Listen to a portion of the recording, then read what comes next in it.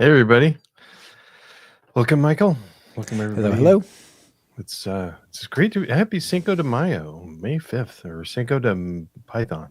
Yeah. Cinco de Python. Cinco de Python. Yeah. All right. Let's get started. Hello and welcome to Python Bytes, where we deliver Python news and headlines directly to your earbuds. This is episode 431, recorded May 5th, 2025, and I am Brian Ocken. And I am Michael Kennedy.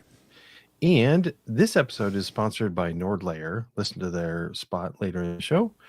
And if you'd like to connect with us, you can, or suggest topics, please feel free to send us an email or head on over to either Mastodon or Blue Sky. And the links to both of us and the show are in the show notes. And you can join this episode live or join it live, usually Mondays at 10, but sometimes other times. But head on over to pythonbytes.fm/live to sign up and see the schedule for the next one. But also you can, that's on YouTube, so you can watch them later if you'd like. And I'd also like to encourage people to sign up for the newsletter. We send out a weekly email with all the links from the show, plus background information. It's a lot of fun. So check that out. Also, I think it'd be cool to have a cool first topic, Michael. What you got? This was a nice, easy one, easy to adopt, easy to appreciate, I think. So you and I, we spend a lot of time talking about, here's the new things for this, and here's the new thing for Python, and here's the new features, the next version, and test the alpha, test the beta. And we also talk about when they go out of support, but I don't know how you feel. I often, that sneaks up on me. I mean, the fact that 3.8 is out of support seems wrong. Yeah. But it is, you know what I mean? Yeah. And so you might be sitting at your terminal just going, what's that status again? And so I present to you Pyrel, P-I-R-E-L. And what it is it's the release cycle of Python at your fingertips. Ooh. Yeah, cool. So there's a little graphic here, I suppose. We could open up the image full size, perhaps.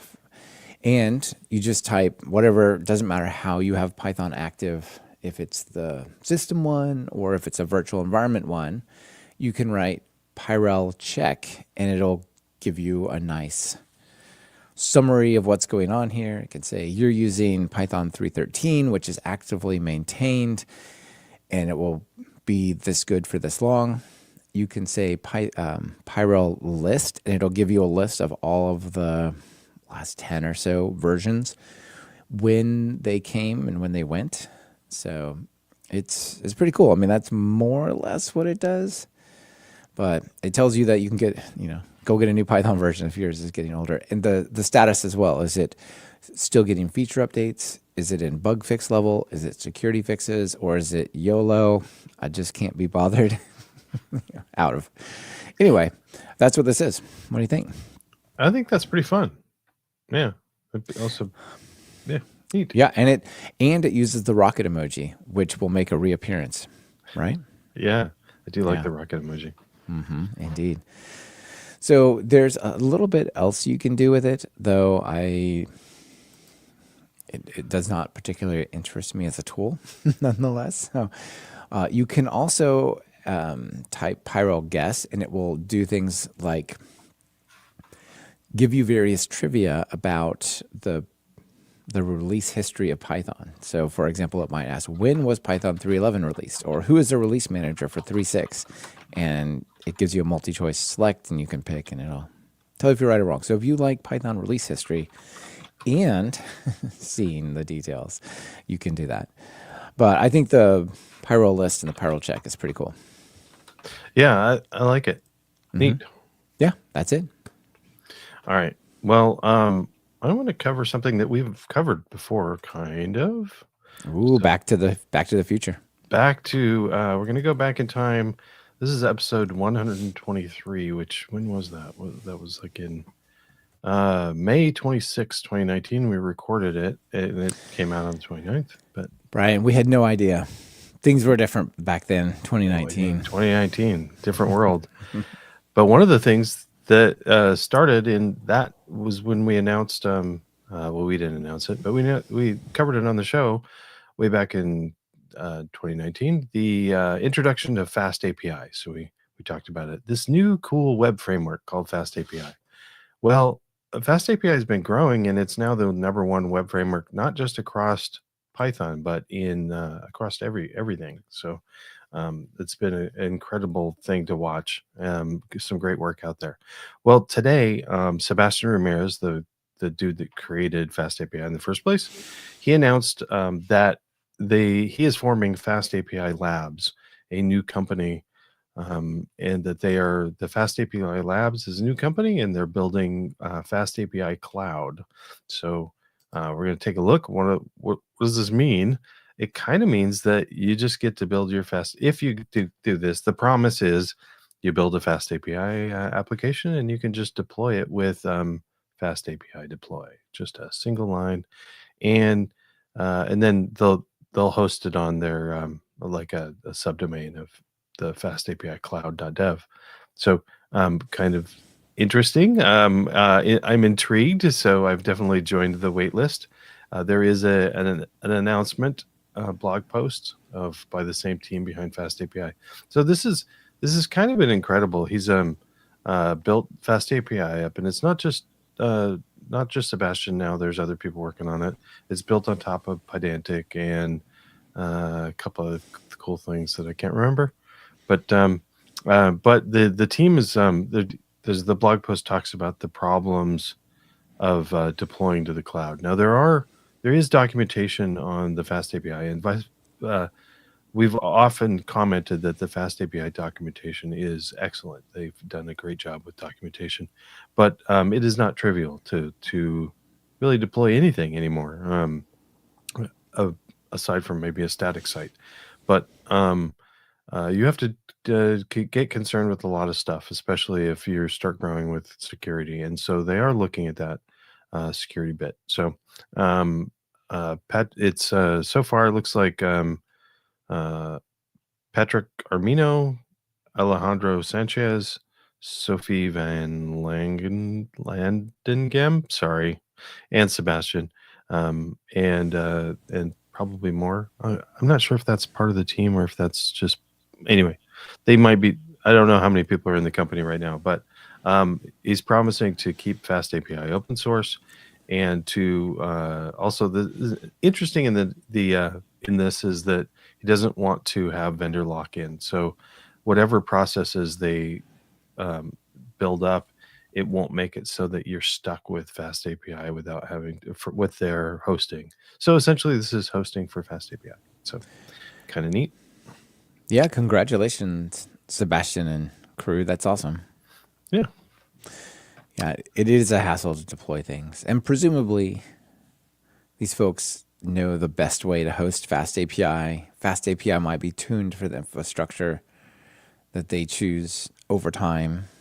I'll have to look more into this, like how do you host a database and things like that. But presumably, you can do things like use a CNAME for your app at FastAPICloud.com, and get your own domain name and all that sort of stuff. But very interesting.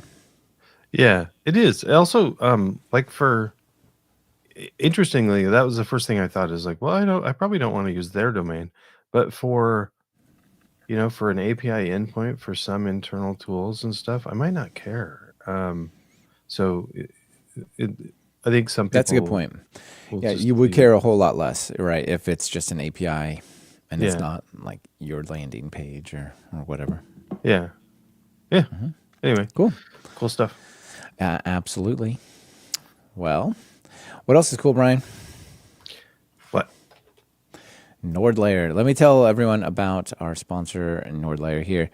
So NordLayer is actually a pretty neat product, and this episode of Python Bytes is brought to you by NordLayer. So it's a toggle-ready network security platform for modern businesses, and combines VPNs like you would expect, of course, from the parent company, Nord.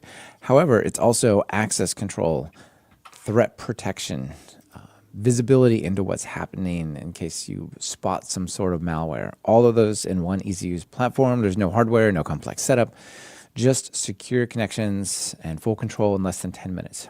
So it's easy to start with quick deployment, step-by-step onboarding, 24/7 support. It's easy to combine. It says it works with existing setups in all major platforms, and NordLayer is easy to scale. Just add users, features, servers in a few clicks. SSO and provisioning included. If you want zero trust network access, you got it. It provides those network zero trust solutions. It adds threat protection to keep malware, ransomware, and phishing from reaching your endpoints, including servers. How cool is that? Increases your threat intelligence to spot threats before they escalate and helps businesses achieve things like HIPAA compliance and stuff. So if you're responsible for security of your software or data science team, you should definitely give NordLayer a look. As Python Bytes listeners, you get an exclusive offer of up to 22% off NordLayer yearly plans plus 10% off the top with a coupon, and that coupon is Python Bytes-10. If you visit the link in your show notes, there's a landing page and it gives you the code right there. So Python Bytes-10. Try NordLayer risk-free with their 14-day money-back guarantee. Visit pythonbytes.fm/NordLayer to get started. Link is in your podcast player show notes. Thank you to NordLayer for supporting the show. All right. Next, going back in time a little less in time. This is just a couple episodes ago in episode 428. And we covered T-strings. So T-strings are going to come in 3.14 in the Pi release. So there is one of the authors, Dave Peck, wrote an article about the Python's new T-strings, and I'm kind of excited about it because when we talked about it on the show, I'm excited about them, but they're like template strings. But how are they different than F strings? When would I use one over the other? And I got all these answers in this this blog post.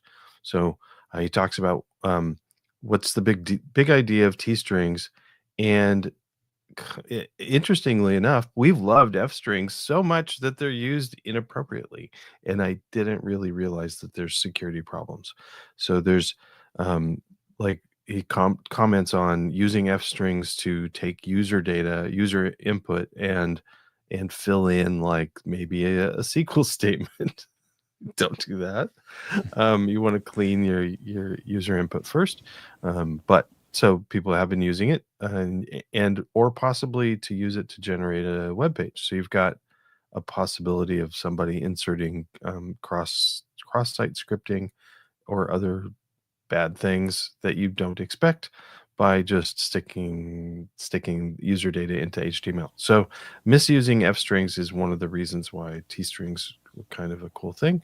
So the template strings are a generalization of F strings, and they keep things separate. So F strings actually create a string, but T strings don't create. When you create a T string, you don't get a T string. You get a string. You get a template object, and this template object has these two separate things. You've got it's got a. I'm going to scroll down. It's got a strings section and a values, and so it keeps they're both tuples of things of what's inside of it, and you can iterate through them. There's all sorts of cool stuff you can do with templates, these template strings. But this is a nice, really good walkthrough of kind of what's inside and why they're different than F strings. They're very different now, and but talking about there's inside, there's a what's the value, there's a interpolations are a thing that's in there. So you might have it might be a string, it might be something else, and the interpolations have all the pieces in place, and you can even dive really deep into it and have things like what the value of the variable that you passed in, the expression name, the conversion, the format specifier, even if you've got format specifiers on it. And this is all sorts of nitty gritty detail, but the gist I'm taking away is they're just really kept separate. So you've got like the template and the things you're passing into the template as completely separate things. Why is that great? Well, one of the great things about that is you can, like in the example of SQL or HTML, you can take the user data and check all of that and run things over it. So you can, if you've got user data and you expected a string, but you expected people to not be nefarious about it, you can do like a safe HTML or something, convert like the brackets into something else, strip out SQL statements so that they're not, it's not a, escaping things and making them cleaner. One fun example in this, I love this. A fun example is how to create Pig Latin using template strings, and so there's like this Pig Latin converter that takes a template and returns a string. So you're able to have like a hello world, and then you run Pig Latin on the template, and it converts the template into. We've got these converter functions you can convert into actual string, and I kind of okay. I went down a rabbit hole on this because this example says to convert. I kind of forgot the rules of Pig Latin because it's been a while since I've been a kid, but it says essentially if the first character is a vowel, uh, if the words and the first character is a vowel, then you append yay on the end. But if it's not a vowel, you uh, take the rest of the word and take the first character and put it at the end and say a. And I don't think that's correct, or I think it might be correct, but I forgot the rules, so I looked it up. And Pig Pig Latin. Sorry about this, but uh, Pig Latin, it says that it's not just the first consonant, but it's the first consonant cluster. So I don't think this is the correct implementation. So Well, it as an might be the one example, that fits on one screen. yeah. So Brian would translate into Ian Bray, not Ryan Bay. Anyway. Okay, the diversion. But anyway, so there's some great ideas for when we finally have T strings and we ship Python 3.14, we can do things like possibly he's having everything more safer and more flexible. One of the things that's coming up possibly is where'd it go?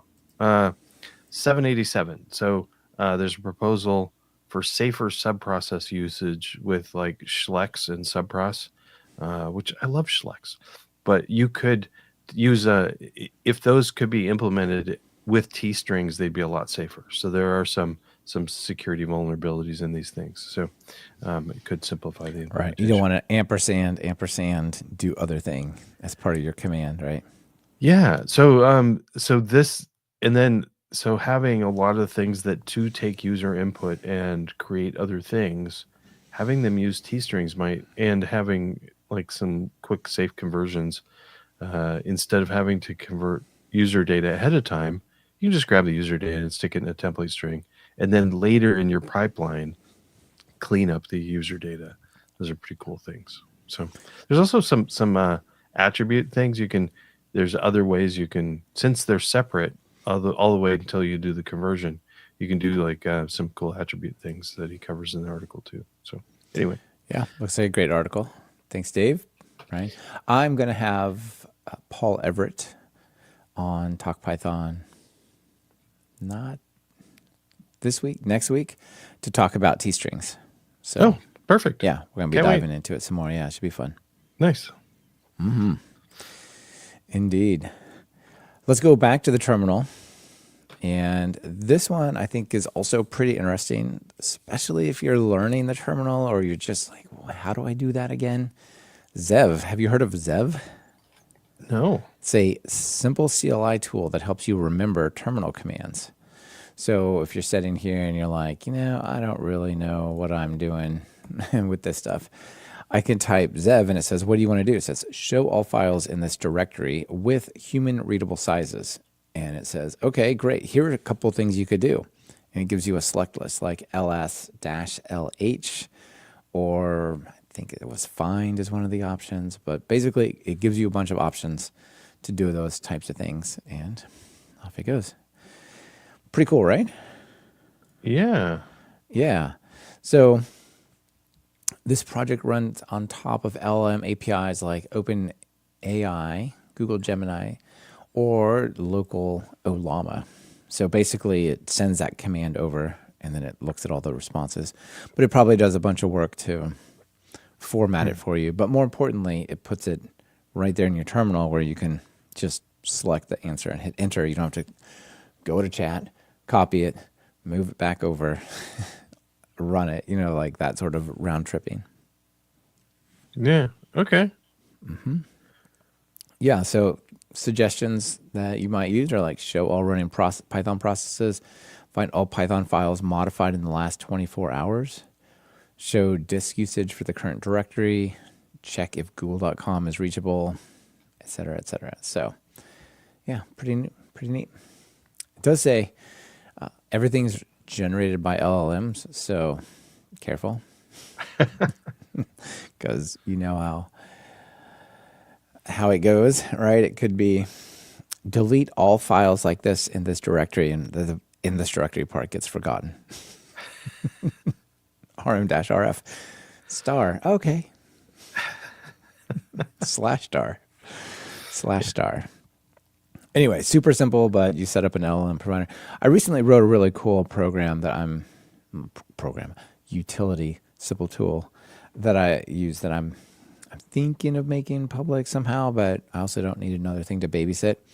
But basically, if you're in a Git repository, you can just hit a command and it will look at all the new files, the change files, and then correlate that with a local LLM, coding-based LLM, and says, create me a Git summary of everything, like the header, and then like actually a detailed summary and what happened if you forgot all the things you did. A little bit like this, but that's not out yet. But this is cool. I like tools like this. Like what did I do on Friday? Like to run on Monday?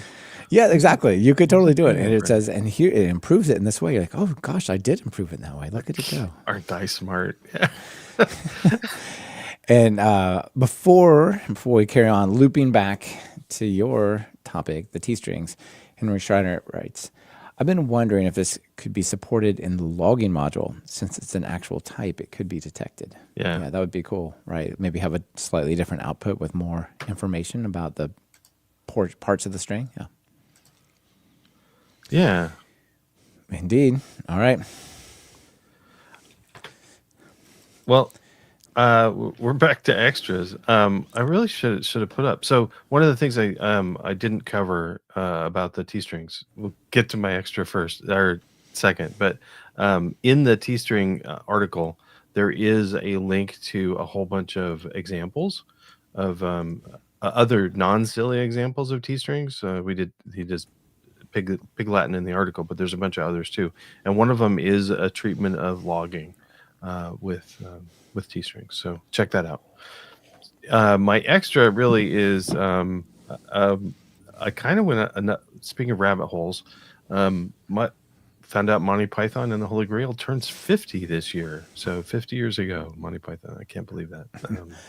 Bring out the holy hand grenade. But one of the comments in here, which is I'm linking to an Ars Technica article, and I learned a new word today because they were it says they were Monty Python and the Holy Grail were nerd gassing before it was cool. So they were talking about nerd gassing, and one of the wonderful discussions in the movie is using coconuts. Because they're supposedly riding horses. They don't have there's just some guy banging coconuts, and somebody stops and says, like, where did you get the coconuts? Like, oh, we found them. No, you couldn't have found them because like they're not native to England. They're tropical. So great discussion about coconuts, and apparently that is nerd gassing. I didn't know the term, so I looked that up. Nerd gassing was coined in 2008 by John Scalzi, sci-fi author and blogger, and nerd gassing is the venting that nerds emit when some often minor detail of a book or movie or TV show, comic book, etc., either conflicts with canon or hand waves through some suspect science. And so I was totally nerd gassing in one of our topics when I went off on what the correct rules for Pig Latin are. So yes, That's you were. And I do the same thing when people mess up that quote from Captain Picard about "May the Force be with you." Okay, so let's go on to the next. Nice. Okay. Yeah, please write us and tell me that that's wrong. All right, this is it for your extras. Yeah. I would like to also point out for those as a follow up who don't know, because Python, the community has done a poor job of this. All the logos for Python are snakes, but the name Python came from Monty Python, which is why it's relevant on this show. Yes. Yes. And that's why we have wheels, because they're wheels of cheese. And the cheese shop for PyPI and yep. all, yeah. The cheese skit. I mean, if you haven't seen the cheese skit from Monty Python, you have to go watch the cheese skit because it's awesome. Yeah. The rabbit part is my favorite by far. Okay. Here's a quote. This is not the joke. This is actually a real thing. So it has a picture of Firefox and it says, "You either die a hero or you live long enough to see yourself become a villain." And underneath it, it shows the preferences in Firefox for website advertising. Allow websites to perform privacy preserving ad management or measurement. This helps the site understand how their ads perform, etc., etc. Like this is built into Firefox now. And there was like some terms and use changes about how the stuff you submit in Firefox is now being used and being shared and so on. And right? Firefox was like one of the last bastions of privacy, like real privacy, the antithesis of Chrome, which is, tracking and correlating and reselling everything. Yeah. So both you, Brian, and me, we care about these things. And for example, Brian used Vivaldi. I use Vivaldi quite a bit, but I also started using Zen browser. That's what's actually on the screen right now. And I love Zen browser because of it's such a clean, nice little layout, and it's based on Firefox as well. So when this stuff got announced 10 months ago or whenever it was, there was over on the Zen browser GitHub repo, there was like, so what is Zen going to do about this? And at the time, there wasn't a lot of clarity, but now Zen 1.2.1 is out and it's got some features. One of the things it says, if you go read the full release notes, it's got some new features, but in response to recent privacy concerns, bracket about Firefox, we've significantly strengthened Zen's privacy measures. Previously, we only disabled telemetry, but other things were being done. Now, Firefox telemetry has been completely stripped out of this. Basically, they've, much like Vivaldi de-Googleifies Chrome, Zen has had to go to the step of actually de-Mozillifying? I don't know, what is the term here? Extracting evil. Extracting the poopification of... Yeah. And I don't necessarily blame Firefox. They're in a tough spot. They've squandered their position quite badly for quite a long time, such that if the ruling against Google goes through, they lose 90% of their revenue overnight. That's a problem. But they're also doing good things like starting to create like docs alternatives that we've covered before. But, I guess things must be, people must be resold and ads must be put upon people. And that's the way it seems to be. I don't know. I don't agree with it, but that's how it is. Anyway, I'm happy to see Zen browser do this. Yeah, there's also a ton of cool, well, there are a handful at least of cool PyTest plugins that I use that started in Mozilla. So yeah, there's lots of great people that have worked there over the years, and I'm sure still do. A lot of people do, and I suspect not all of them are super psyched about turning on all the ad stuff, right? But it's like I'm sure there's people that still work at Google that don't think they should have removed "Don't be evil" from their tagline. But yeah, but those people are evil. Okay, let's keep going. Just kidding. Please don't email me. Yeah, email him. It's Michael at testingcode.com. Okay. Next, or you go to jail. No, I thought that was such a fun episode with that we did last week. Yeah. But I pulled up this episode not because I care about that, but I've changed the way that transcripts work. So previously we had, transcripts are every word spoken for 30 minutes or however long the show is. And I thought, well, that should go on its own page. You can go and check it out. But I'd like you to be able to come to the page and hit Command F and let you know what we said about, I don't know, AI or pork bun. We'll just pick the sponsor because it doesn't show up too many times. But now the transcripts show up on the main page just as a section farther down. You can collapse them if you like.